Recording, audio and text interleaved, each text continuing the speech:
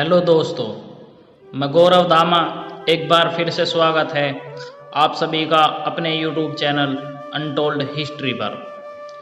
दोस्तों, आज की वीडियो बहुत इंटरेस्टिंग होने वाली है, इसलिए आप सभी से निवेदन है कि चैनल को सब्सक्राइब ज़रूर कर लें ताकि हमारी हर आने वाली वीडियो का नोटिफिकेशन आप तक सबसे पहले पहुँचे। तो चलो वीडियो शुरू करते हैं। बागपत से 9 किलोमीटर पूरब की तरफ एक गांव है पावला बेगमाबाद। इस गांव में एक कुटी है जिसको आत्मानंदपुरी कुटी के नाम से जाना जाता है। इस कुटी की स्थापना एक सन्यासी आत्मानंदपुरी जी ने की थी। इस कुटी का इतिहास 10 या 11 दशक पुराना है। दोस्तों, आत्मानंदपुरी जी कौन थे, कहां से आए थे और इनको कौन लेकर आया, ये सभी सवाल आप सभी के मन में पैदा हुए होंगे और आज मैं इन सभी सवालों के जवाब आपके सामने लेकर आया हूं। दोस्तों, बाबा आत्मानंदपुरी जी का जन्म 1898 से 1903 के बीच हुआ था, क्योंकि इनके जन्म का सही समय किसी को ज्ञात नहीं है। इनके गांव का नाम पांडे बस्ती था, जो इलाहाबाद में है। इन्होंने काशी विद्यालय से कक्षा 8 तक की पढ़ाई की हुई थी। इनका असली नाम, जो आज तक आपने सुना है, आत्मापुरी नहीं है। ये तो इनके गुरु ने इनका नाम रखा था। इनके माता पिता ने इनका नाम केशव दत्त रखा था। ये एक ब्राह्मण परिवार से थे। इनकी माता का नाम कौशल देवी और पिता का नाम अमरदत्त था। अब बात करते हैं कि इनके मन में सन्यासी बनने का विचार कैसे आया। बात उस समय की है जब बालक केशव दत्त यानी आत्मानंदपुरी जी स्कूली शिक्षा ग्रहण करते थे। उनके स्कूल की कुछ दूरी पर एक मठ था जहां साधु संतों की मंडली बैठती थी। तो बालक केशव दत्त रोज स्कूल खत्म करके मठ में साधु संतों के पास बैठ जाते थे और उनकी बातें सुनते थे। मठ का वातावरण और शांति इनके मन को भा गई। उसके बाद बालक केशव दत्त ने अपना घर बार सब छोड़ दिया और अपने सांसारिक मोह को सदा के लिए त्याग दिया। इन्होंने राघवपुरी को अपना गुरु बनाया। तब राघवपुरी जी ने इनका नाम आत्मानंद रखा और पुरी पंथ के होने से इनका नाम आत्मानंदपुरी हुआ। अब बालक केशव दत्त आत्मानंदपुरी हो गए थे। अब बात आती है कि ये गांव पावला बेगमाबाद में कैसे आए। तो चलो उसके बारे में भी आपको बताते हैं।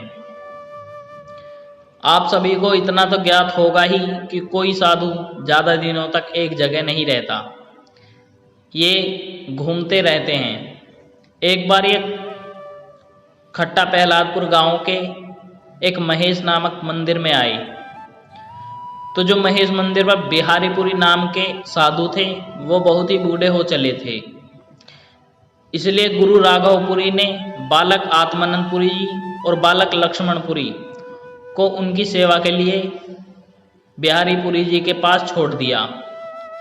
बालक लक्ष्मणपुरी को किसी ने गुरु राघवपुरी को सौंप दिया था।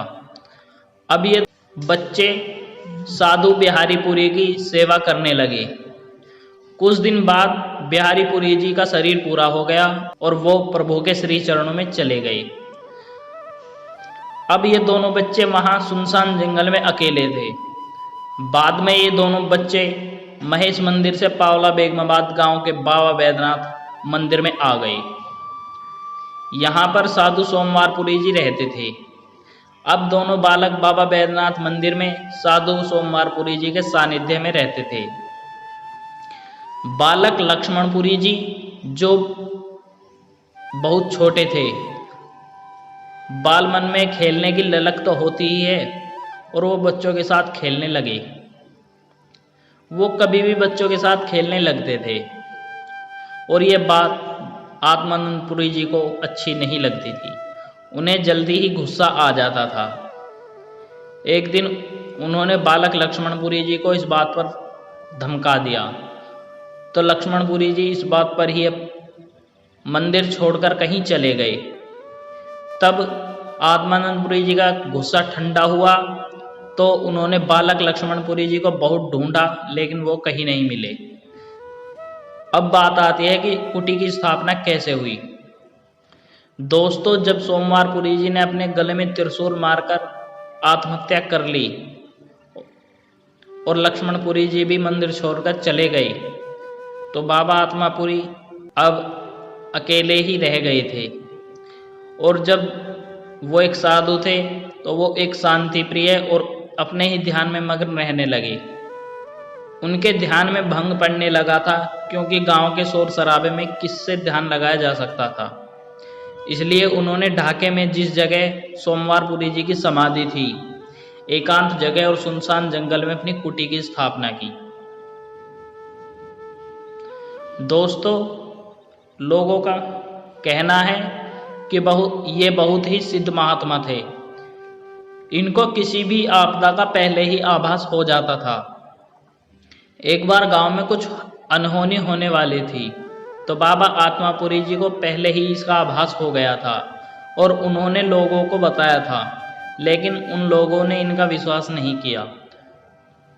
और उस दौरान गांव में आग लग गई और आग से 4-5 घर जल गए, जिससे जान माल का बहुत नुकसान हुआ। आत्मापुरी जी को एक सब्जी बहुत पसंद थी जिसका नाम चरचंडा था, और वो गांव में या आसपास कहीं भी नहीं मिलती थी। एक दिन बाबा जी ने एक दूधिया जिसका नाम हाकम था, जो दिल्ली दूध लेकर जाता था, उसको कहा कि तुम आते वक्त चरचंडा लेते आना। लेकिन सब्जी का नाम ही ऐसा था कि वो दूधिया सब्जी का नाम भूल गया और बहुत दिमाग दौड़ाया, पर नाम याद नहीं आया। वो सोचते सोचते उसकी आंख लग गई। तब सपने में आकर बाबा जी ने कहा कि बेटा हाकम, चरचंडा नहीं लिया।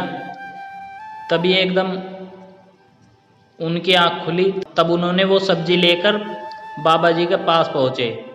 तब बाबा जी बोले कि तू भूल गया था सब्जी लेना। और ये सुनकर दूधिया हैरान रह गया। दोस्तों, बाबा आत्मापुरी जी 14 फरवरी 1980 को अपना नश्वर शरीर त्याग कर प्रभु के श्री चरणों में चले गए। आज इनकी कुटी पर हर साल होली दिवाली पर भक्तों की बहुत भीड़ लगी रहती है।